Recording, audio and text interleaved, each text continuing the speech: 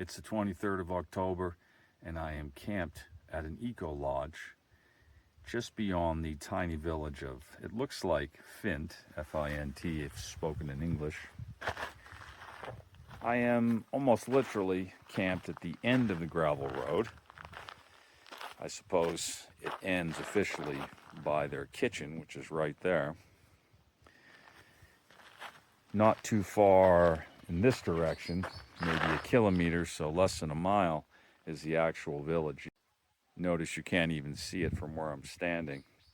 But as I walk up in a moment into the lodge itself, you'll certainly see some of the peripheral parts of that village.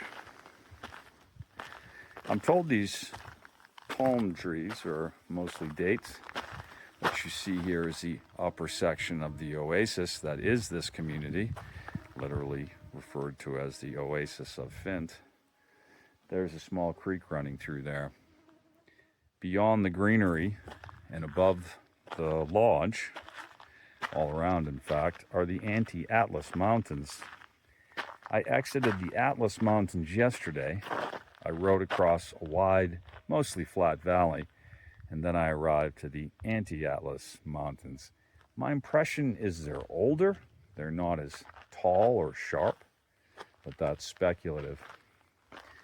Those of you who are interested in geology do notice that, well, if I turn around, especially there above the lodge, a lot of sedimentary rock in these mountains, and it was even more obvious riding through parts of the Atlas Mountains that I've captured in some of my video that you'll see either before I publish this video or just after.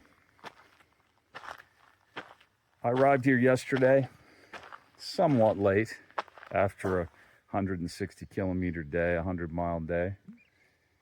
Mohammed invited me to camp here and said he'd only charge me for the food that I ate. Very generous fellow.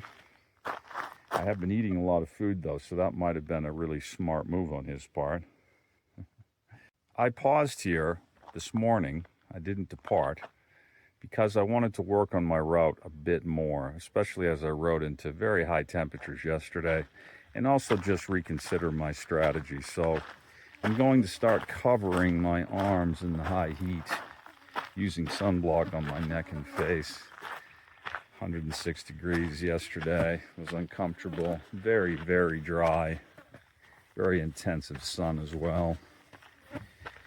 I'll obviously need to haul more water, which I don't want to do, but that's inevitable.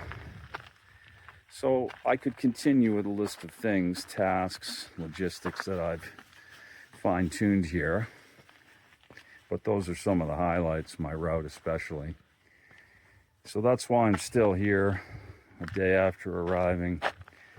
I will be on my way shortly to points mostly west, heading in the direction of the Atlantic Ocean by now.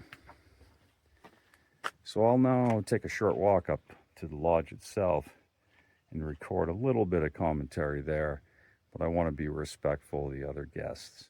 This is the main area where folks can hang out now. I'm just gonna walk right out of this space so I don't offend anybody. I am 2 levels down in the tenting area. Very peaceful down there. Just me and a absolutely magnificent night sky. So gorgeous.